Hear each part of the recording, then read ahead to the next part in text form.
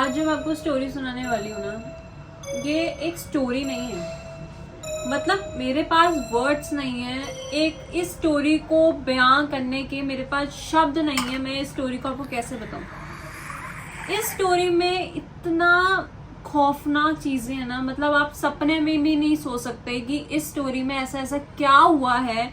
इस स्टोरी में ऐसा क्या हुआ है, आपके अंदर तक रूह कांप जाएगी अगर आप इस स्टोरी को, अगर आपने इस स्टोरी को पूरा सुन लिया तो आपको ये पता चल जाएगा कि इस दुनिया में कितने दरिंदगी वाले लोग रहते हैं, अपनी नीचपना दिखाते हैं इस दुनिया में। आपको पता चल जाएगा कि कैसे लोग इस दुनिया में हैं, कैसे दरिंदगी वाले काम करते हैं। आपके अंदर तक रूह कांप जाएगी अगर आपने ये स्टोरी पूरी सुन ली तो। और अगर आप में जिगरा है तो इस स्टोरी को पूरा सुनकर जाना। क्या पता आपको 10 दिन तक नींद ना आए, और आए भी तो क्या सपनों में ये चीजें आए आपके, कुछ नहीं कह सकती मैं। तो अब इस स्टोरी को शुरू करते हैं। क्या नाम है? मोहम्मद आरिफ। ये क्या किया आपने? ये मैंने नहीं किया जी, भाई ने किया। कौन से भाई ने किया? ये पड़ा है। क्या किया इसने? इसने जी पाकिस्तान के दरिया खान एक जिले के अंदर कुछ बच्चे शाम को खेल रहे थे। एक टूटे फूटे मकान के आगे बच्चे खेल रहे थे। तभी उन बच्चों की नजर जाती है घर के ऊपर, घर पे एक बच्चे था, उसके पे नजर जाती है कि वो छत पे एक बच्चा खड़ा हुआ था। तो उन लोगों को ऐसा लगा कि शायद इसको मदद की जरूरत होगी, तो वो मदद के लिए जाते हैं। बट किसी के बच्चे के अंदर इतनी हिम्मत नहीं थी कि वो उस घर में जाके चेक भी कर ले।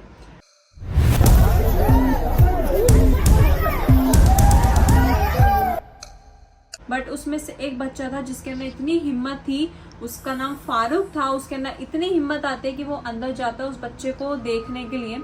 तो वो जैसे बच्चा थोड़ा अंदर जा रहा होता है, पीछे से उसकी चाची, जो फारूक की चाची थी, उसको भागते हुए आती है और फारूक को उसके चाटे जड़ देती है 3-4, और उसको बोलती है, उसको खींचते हुए लेके चलती है। तो फारूक कहता है कि तुम आप मुझे लेके क्यों जा रहे हो? तो कहते तुम चुपचाप घर चलो। तो वो कहता है ठीक है। तो जब वो उसको लेके जा रही होती है, पीछे से इतने उस घर के अंदर इतनी चिल्लाने की आवाजें आ रही होती है, लड़कियों की और बच्चों की, औरतों की इतनी तेज चिल्लाने की आवाजें आ रही होती है। और जो जैसे दरवाजे भी थे उस घर के, ऐसे बज रहे थे जैसे कोई बाहर आने के लिए बजा रहा उस दरवाजे को, तेज बजा रहा था उस दरवाजे को। तो फारूक जब पीछे मुड़ के ऐसे चेक करता है, जब देखता है तो उसको वो बच्चा दिखाई देता है जो थोड़ी देर पहले उसको ऐसा लगा था कि कोई मुसीबत में है, दर्द में है, तो जिसकी वो मदद करने जा रहा था। उसको जब वो पीछे मुड़ के देखता है तो वो एक ऐसा लगता है बहुत तेज चिल्ला रहा है। और जो उसकी चिल्लाने की आवाज, जो उसकी शक्ल की जो आंखें थी, वो कुछ और ही बयां कर रही थी, कुछ और ही उसकी आंखें में दिख रहा था। तो जब वो अपनी चाची से बात पूछता है कि ये क्या हो रहा है, इतनी जोर जोर से आवाजें क्यों, उस घर में ऐसा क्या है? तो उसकी चाची कहती है ये इंसान नहीं है, ये कोई और ही है जो इस घर के अंदर रहते हैं। 20 अप्रैल 2010 में दरिया खान में के इलाके के अंदर एक लड़की जो 24 साल की थी, उसकी थ्रोट कैंसर से मौत हो जाती है। उसका नाम था सारा परवीन। तो उसकी थ्रोट कैंसर से मौत हो जाती है। तो जो सारे जो घर वाले होते हैं उसको दफनाने जाते हैं, जो दरिया खान के कब्रिस्तान में उसको दफनाने के लिए जाते हैं। तो वो अपना उसका पूरा रिचुअल्स कंप्लीट हो जाते हैं, फिर वो करते हैं। तो अगले दिन उनको दोबारा वहाँ जाना था किसी काम से, कोई काम होगा उनका कुछ, तो उनको वहाँ पे दोबारा जाना था। तब वो जब जाके देखते हैं तो सारा परवीन का एक बड़ा भाई होता है। तो जब वो वहाँ जा रहे थे ना, दूर से वो अपनी बहन की ना कब्र देख लेता है और वो भागते हुए जाता है। तो जब वो उसकी कब्र चेक करता है ना, मतलब उसके ऊपर हाथ रखता है उसी कब्र पे, तो उसका हाथ उस जमीन के जो मिट्टी थी उसके अंदर दब जाता है। और उसको ऐसा लगता है कि जब मैंने अपनी बहन को दफनाया था वहां पर, तो मैंने अच्छे से मिट्टी मतलब बंद करके अच्छे से दफनाया था। बट आज इसकी मिट्टी ऐसे लग रही है कि जैसे किसी ने इसे खोदा है रात को, और अब ये मिट्टी एकदम ताजी लग रही थी। तो वो ये सोचता है कि ऐसा क्या हुआ है। तो वो जो वहाँ का चौकीदार होता है उसको बुलाया जाता है, कब्रिस्तान के चौकीदार को वहाँ पे बुलाया जाता है कि यहाँ पे रात को कौन आया था, यहाँ पे क्या हुआ? तो वो कहता है कि कुछ नहीं हुआ था, क्या हुआ ऐसा? तो वो पूछता है कि इसको तुम खोदो, जो उसकी कब्र थी उसकी को तुम खोदो। तो वो जो चौकीदार तो मना कर देता है कि मैं ये सब काम नहीं करूंगा। तो वहाँ पे बहुत भैंसा लड़ाई वड़ाई होती है। तो लास्ट में चौकीदार मान जाता है कि ठीक है मैं खोदता हूँ।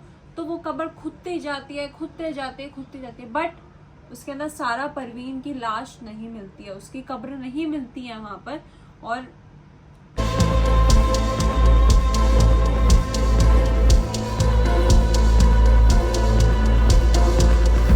ये देखकर उसके भाई की मतलब वो कुछ समझ ही नहीं पाता कि उसने मतलब उसकी जो बहन की बॉडी जो कल रात को ही कल ही वो दफनाने आया था, आज उसकी बॉडी वहां पे थी ही नहीं। तो वो ये वो ये बात सोचते ही ना मतलब उसको कुछ समझ नहीं आता दिमाग में।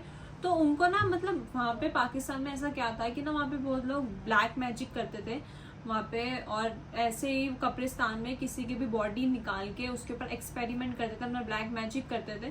तो उनको भी ऐसा ही लगा कि वहां पे ऐसे ही किसी ने ब्लैक मैजिक के लिए इस बॉडी को निकाल दिया और ये सब करा हो। तो वो लोग कंप्लेंट करते हैं पुलिस स्टेशन में जाकर, दरिया खान पुलिस स्टेशन में जाके कंप्लेंट करते हैं वहां पर, और सारी बात उनको बताते हैं कि हमने ऐसे ऐसे बॉडी वहां पे करी थी और आज हमारी बॉडी मेरी बहन की वहां नहीं है, सारा परवीन की। तो वो लोग जो पुलिस वाले होते हैं वो तहकीकात करते हैं, 3 दिन तक चलता है, पर थक कर हार कर पुलिस बैठ जाती है, उनके हाथ में कोई सबूत नहीं आता। तो फिर इन दरिंदों को देखने के लिए दूर दराज से सैकड़ों लोग थाना दरिया खान पहुंच रहे हैं। 3 दिन बाद पुलिस स्टेशन में एक आदमी आता है, और वो आदमी और कोई नहीं, चौकीदार था कब्रिस्तान का, दरिया खान का कब्रिस्तान का चौकीदार था वो आके पुलिस स्टेशन में पुलिस इंस्पेक्टर को ये कहता है कि मैं आपको कुछ बताना चाहता हूँ। तो वो बोलते हैं कि हाँ बताओ तुम क्या बताना चाहते हो। वो ये कहता है अब जो मैं आपको बोलने वाला हूँ वो आप ध्यान से सुनना, जो आप मतलब मैं भी उसको सोचता हूँ तो मेरी भी रूह कांप जाती है। तो वो उनको बताता है कि ये बात 1 साल पुरानी है, जब मैं चौकीदारी कर रहा था कब्रिस्तान के बाहर, तो मेरे को दूर से हमारे कब्रिस्तान में एक पीपल का पेड़ है बहुत बड़ा, तो मैंने दूर से देखा तो पीपल के पेड़ पे एक आदमी बैठा हुआ था। तो उसको लगा कि शायद कोई जिन्नात या कोई जिन विन होगा जो बैठा हुआ है वहां पर। तो वो बिना डरे उसके पास जाता है, और पास पे जब चेक करता है, मतलब पास जब जाने को होता ही है मतलब, तो वहां से जो पेड़ पे जो आदमी बैठा था वो उठ के भाग जाता है वहां से, और वो पीछा भी उसका करता है तो उसको पकड़ नहीं पाता है। तो अगले दिन भी वो ऐसा ही होता है कि वो आदमी को देखता रहता है। तो एक बार वो चेक करने की कोशिश करता है, पता लगाने की कोशिश करता है आदमी है कौन है क्या है। तो वो जब उन आदमियों का पीछा करता है और उनके पीछे पीछे उनके घर जाता है, तो वो वहां देखता है कि वो 2 लोग हैं जो उस घर के अंदर, एक घर के अंदर रहते हैं, और उस घर के अंदर मतलब वो कोई तांत्रिक क्रिया कर रहे हैं, मतलब जो पूरा चोकरा वोकरा लगा के पूरी तांत्रिक क्रिया कर रहे हैं। और इस तरह से इतनी जोर जोर से औरतों की और बच्चों की चिल्लाने की आवाज़ें आ रही है, और वो एक बार देख के तो एकदम हैरान हो जाता है कि वहाँ पे 2 भाई हैं जो एक दूसरे की पोटी खा रहे हैं, जो एक दूसरे की वहाँ पे पोटी खा रहे हैं। जो वो ये देख के बहुत ज़्यादा हैरान हो जाता है और वो वहाँ से चला जाता है। तो कुछ दिन बाद वो उन 2 भाइयों से जो रात के टाइम पे वो बैठे हुए थे, वो उनसे पता लगाने की कोशिश करता है कि तुम यहाँ पे आ क्यों रहे हो, तुम क्या चाहते हो यहाँ से। तो वो वहाँ पे वो दोनों भाई ये बोलते हैं वहाँ पर कि हमारा पीपल का जो ये पेड़ है ये हमारा घर है, और हम यहाँ पे कब्रों से बातें करते हैं, ये कब्रें हमसे बातें करती है और ये हमारा घर है और हमें यहाँ अच्छा लगता है। तो ये बात सुन के ना वो जो चौकीदार था वो एकदम शॉक्ड हो जाता है, ये क्या बोल रहा है यहाँ पर। ये होने के बाद जब अब बात आती है कि सारा परवीन वाले दिन, जिस दिन उसका भाई सुबह के टाइम पे उसकी लाश दफना कर गया था, उस दिन रात को चौकीदार फिर से वो चौकीदारी कर रहा था, और करते टाइम उसको फिर से वो 2 बंदे दिखे थे जो पीपल के पेड़ पे बैठे हुए थे, और उनके हाथ में ऐसे औजार थे जैसे मतलब कोई किसाई के पास होते हैं ना बड़े बड़े, ऐसे औजार थे उनके पास। तो उसको ऐसा लगा, और उनकी आंखों में एक ऐसी मतलब शाइन थी जैसे कोई खौफनाक शाइन, मतलब एक ऐसा चमक थी उनकी आंखों में। तो वो देखकर ना मतलब वो करके वो उनको ये सारी चीजें बता देता है। तो पुलिस वाले कहते हैं कि ठीक है तुम हमें उसके घर, 2 भाइयों के घर ले चलो। वो कहता है नहीं, मैं इन दरिंदों के घर नहीं जाना चाहता, मैं तो इनकी शक्ल तक नहीं देखना चाहता, वो इतने खौफनाक है वो। तो वो कहते हैं ठीक है, तुम हमें उनका चेहरा वगैरह बता दो कि वो कैसे दिखते हैं, हम खुद चले जाएंगे। वो कहता है ठीक है, वो सब कुछ बताता है। तो वो पुलिस वाले उनके घर जाते हैं और उनके मोहल्ले वालों से पता करते हैं। तो उनके मोहल्ले वाले कहते हैं कि बताते हैं ये घर तो बदनाम है लड़ाइयों से, इस घर से तो अजीब अजीब सी आवाजें आती है, बच्चों की औरतों की रोने की आवाजें आती हैं इस घर से। और कुछ तो ये भी बताते हैं, हम रात के समय यहाँ पे देखते हैं तो ये जो दो भाई हैं तो अब जो एक दूसरे की पॉटी अपने शरीर पे लगा रहे होते हैं, अपने पूरे पूरे बदन पे लगा रहे होते हैं। और एक इंसान तो यहाँ पे ये भी बोलता है कि ये दोनों रात के समय निकलते हैं और सुबह वापस आते हैं। तो पुलिस वालों को जब ये बात जब सारे सुन लेते हैं तो वो उसके घर जाते हैं, वो जो दो भाइयों के घर जाते हैं। तो वहाँ पे वो जब दरवाज़ा बजाते हैं तो दरवाजे कौन खोलता है आपको पता है? उन दोनों का बाप वो दरवाज़ा खोलता है। खोलने के बाद जब वो अंदर जाते हैं पुलिस वाले तो देखते हैं कि वो दो भाई थे। एक बार जो बड़ा भाई था उसका नाम था अरमान अली और जो छोटा भाई था उसका नाम था आरिफ अली। तो घर में सिर्फ आरिफ अली था जो अपने बिस्तर पे सो रहा था। तो वो आरिफ अली को उठाते हैं, हाँ भाई चल उठ। तो वो बोलता है कि जी जनाब क्या हुआ? तो बोलते हैं कि हमें तेरा घर चेक करना। तो कहता है ठीक है आप कर लो। तो वो जब घर चेक करते हैं पूरा तो उनको एक दरवाजा दिखता है जो बंद होता है, ताला लगा होता है बाहर से। तो वो कहते हैं कि इस ताले को खोल। तो वो कहते हैं कि वो थोड़े बहाने बनाता है कि मेरे पास चाबी नहीं है, मेरा भाई लेके गया। तो जब वो दो झापड़ उसके गाल पे धरते हैं तो उसके बाद वो गेट को खोल देता है। गेट खोलने के बाद जब वो अंदर जाती है पुलिस तो उनको देखता है कि वहां पे एक बड़ी सी कढ़ाई है जिसके अंदर गोश्त पक रहा है, मीट पक रहा है। और वो उनसे पूछते हैं कि ये क्या है? तो वो बोल रहे हैं कि हमने रात को कुछ बनाया था मीट वगैरह, वो हम इसको पका रहे हैं, गरम करेंगे और खाएंगे। वो कहते हैं ठीक है। वो कहता है कि अगर जनाब आप खाना चाहेंगे तो आप भी खा लीजिए। वो कहता है कि नहीं मेरे पास इतना टाइम नहीं है, हम जा रहे हैं। तो जब पुलिस वाले उस गेट से बाहर निकलते हैं इंस्पेक्टर, तो उसको एक चीज वहां पे दिखाई देती है कि गेट के पास कि कुछ चींटियां चल रही हैं और मतलब उनके पास छोटे छोटे मांस के टुकड़े पड़े हैं, छोटे छोटे मांस के टुकड़े लेके वो जा रही हैं। और जब इंस्पेक्टर की खोपड़ी घूमती है तो वो उस चींटियों का पीछा करते हैं कि वो कहाँ जा रही हैं, कैसे क्या ला रही हैं। तो वो जब देखते हैं तो वो फरमान का जो बिस्तर था उसके नीचे से निकल के जा रही थी। जब वो चेक करते हैं तो फरमान के बिस्तर के नीचे एक बोरी पड़ी होती है। तो जब उससे बहुत गंदी ना स्मेल सी भी आ रही होती है। जब उस बोरी को बाहर निकाला जाता है तो उसके अंदर एक औरत की बॉडी पड़ी होती है और वो औरत कोई नहीं सारा परवीन थी। तो वो उससे पूछते हैं कि ये तुम पूरी बॉडी है, उसकी टांग नहीं थी, उसकी जो एक पैर था उसकी एक टांग गायब थी। तो वो जब आरिफ से पूछते हैं कि इसकी एक टांग कहाँ गई तो वो कढ़ाई की तरफ नजर करता है और कढ़ाई पुलिस वाले समझ गए थे कि इन्होंने कल रात को सारा परवीन ही टांग पका के खा ली। ये सब सुन के ना इंस्पेक्टर का सर घूम जाता है कि कैसे दरिंदगी वाले लोग हैं जो ये क्या घटिया काम कर रहे हैं ये। तो वहां पे आरिफ को पकड़ के ले चलते हैं वो पुलिस स्टेशन। तो एक दिन लगता है तो वो उसके भाई फरमान को भी पकड़ लेते हैं। तो जब उन दोनों भाई से पूछताछ होती है कि तुम इन बॉडी का क्या करोगे, अब इसकी तो एक टांग खा गए, अब इसकी पूरी बॉडी। तो कहते हैं जनाब आप थोड़े दिन और नहीं आते तो हम इसकी पूरी बॉडी खा जाते। तो ये सुन के तो उनके सर घूम जाते हैं, ये बोल क्या रहे हैं। तो उनसे पूरी पूछताछ होती है तो वो ये भी बताते हैं कि उन्होंने अपनी लाइफ में एक कुत्ता भी पहली बच्ची उन्होंने निकाली थी, ये सामने कब्र है, तो जिसको कैंसर था वो निकाल के ये घर पे ले गए उन्होंने, वहाँ उसको काट कर उसका गोश्त पकाया खाया, खा रखा है, जानवर भी खाया था उन्होंने। तो फिर उनसे पूछताछ होती है कि तुम ये ऐसा करते क्यों हो, तुम्हारे पास ऐसे तुम जानवर भी तो खा सकते हो, जैसे मीट बकरा है ये सब भी तो खा सकते हो, तुम इंसान ही क्यों खा रहे हो। तो वो बोलता है कि अगर हम इंसान नहीं खाएंगे तो हम बीमार पड़ जाएंगे। क्या नाम है? मोहम्मद आरिफ। ये क्या किया आपने? ये मैंने नहीं किया जी, भाई ने किया। कौन से भाई ने किया? ये पड़ा है। क्या किया इसने? तो वो कहते हैं बीमार पड़ जाओगे, ऐसा क्यों। वो कहते हैं कि अगर हम इंसान नहीं खाएंगे ना तो वो नाराज हो जाएगा। वो कहते हैं कौन नाराज हो जाएगा, जो इंस्पेक्टर होता है वो उनसे पूछता रह जाता है कि तुम किसकी बात कर रहे हो, कौन तुम्हें वो, तो वो उनको नहीं बताते, वो अपना मुंह तक नहीं खोलते कि वो किसकी बात कर रहे थे।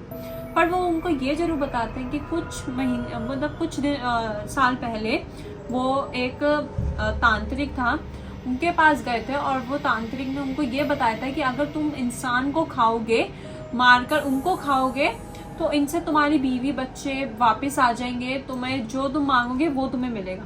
तो इन्होंने सोचा कि हम किसी इंसान को मार के तो खा नहीं सकते, तो हम पर किसी जी कौन है हो जी मेरा क्या करे दे कि वैसे तो करे हुकुम महीना खान थी गया जी उनका ना फरमान है जी केड़ा काम करेंदे हो ये मैं चाह के तो जी केड़ी है इतना थी है जी महीना एक महीना खान थी है जी पापा ने चूर बच्चा काट के तो देख रहे साड़ के खा जी हाँ, हमको क्या पता था जिसने इसने रखा हुआ कुंगरा भी काट कर खा लिया। तो इन्होंने अपने जो बच्चे थे इनके जो फौत हुए दो, उनकी लाशें निकाल के भी इन्होंने खाई हैं। पता चलूं कि इन्होंने अपने 2 बच्चे भी शायद इस मरने के बाद या मरने से पहले अपने 2 बच्चे भी खा लिए। बताऊं कि इनकी एक बहन है जो वो अभी तक मिसिंग है, जिसका नहीं पता चल रहा कि वो कहाँ गई। ये भी शख्स जाहिर किया जा रहा है शायद अपनी उस बहन लाश को तो खा सकते हैं जो मर गई है, तो तब से ये इन लाशों को खोदते हैं, खाते हैं। तो वो कहते हैं कि तुम्हें बदबू नहीं आती थी वहां से, तुम मतलब लाश की तो बहुत गंदी बदबू हो जाती है जब वो सड़ जाती है। तो वो बोलते थे कि नहीं जनाब, जो लाश जो बदबू होती थी ना वो हमें परफ्यूम की तरह लगती थी। हम बिस्तर पे सोते थे तो जब हमें कोई उसकी खुशबू को हमें सूंघना होता था ना, तो हम बिस्तर पे अपने पिलो के साइड में, अपने तकिए के साइड में उसको मांस के टुकड़े को रखते थे और पूरी रात उसे सूंघते थे। मतलब ये सुन के भी कितना डिस्गस्टिंग लग रहा है कि कोई ऐसे गंदे आदमी भी इस दुनिया में हो सकता है जो नीचपना अपना करे जा रहे हैं। तो वो बोलते हैं हम वो उस मांस के टुकड़े को साइड में रखते थे और उनसे ये भी पूछा गया कि तुम ये जो मांस के टुकड़े थे तो वो कैसे खाते थे, क्या करते थे। तो वो कहते थे कि हम पहले पैर से स्टार्ट करते थे खाना, फिर हाथ पे आते थे, फिर शरीर पे आते थे। तो उनसे जब वो ये भी बताते हैं कि उनका जो फेवरेट जो उनका पसंदीदा इंसान का अंग था वो था हार्ट और दिमाग। और पता है कभी कभी तो दोनों भाइयों के बीच में एक हार्ट को मतलब एक दिल को खाने में लड़ाई भी हो जाती थी कि उसको पहले कौन खाएगा।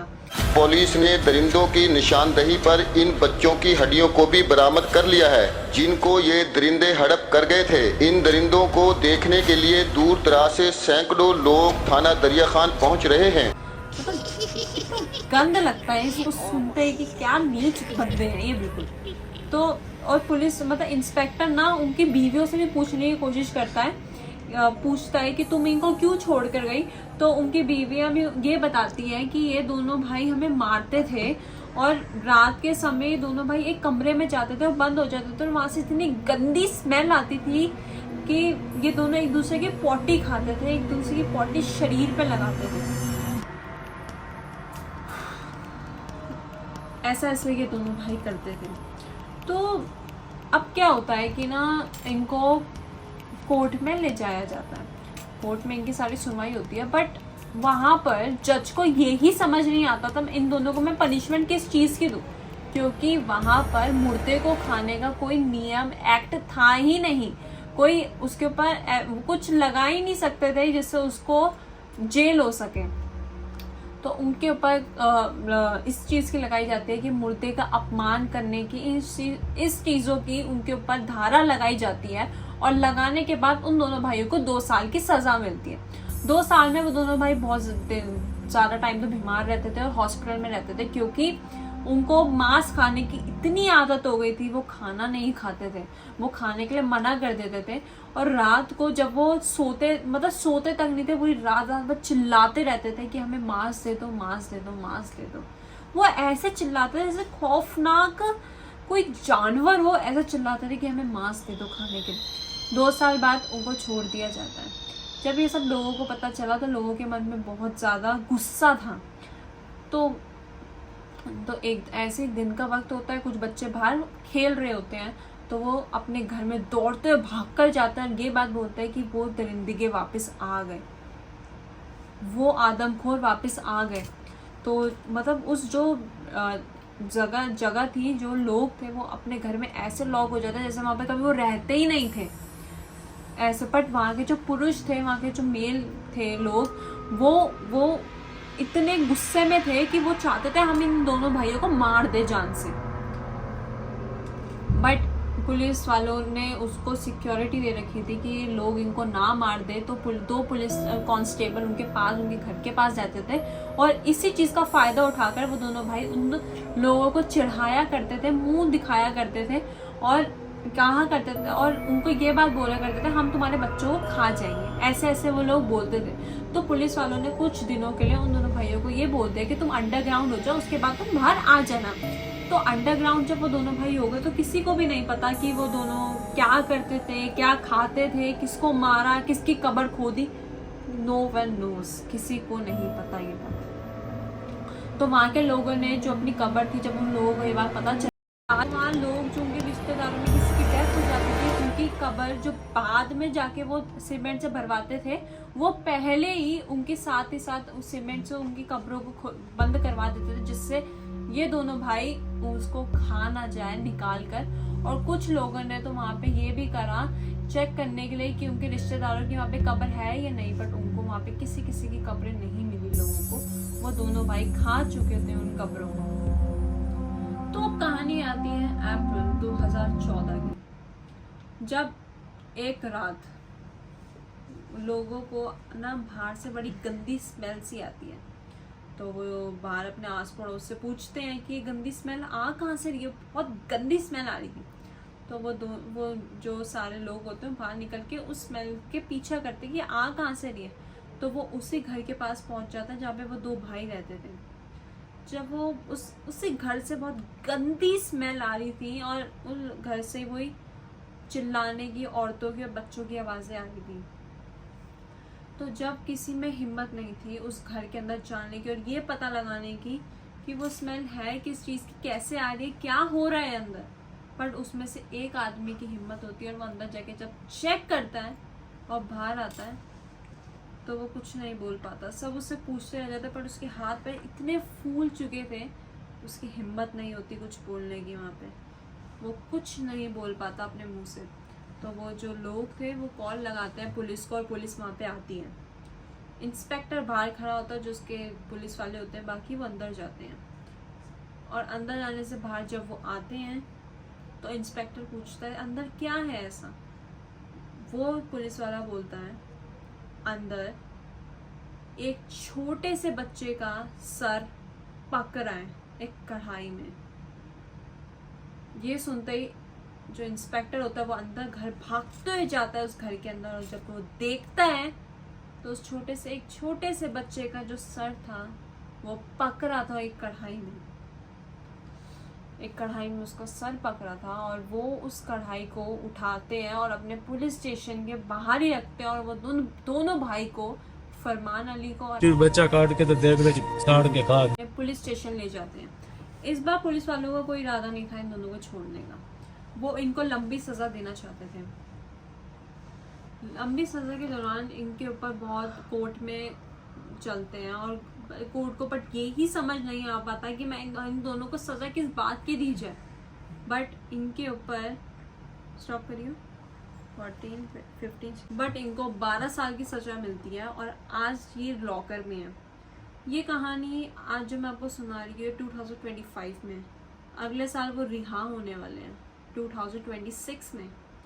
अब वो आके क्या करेंगे, किसको खाएंगे, क्या करेंगे, किसी को भी नहीं पता।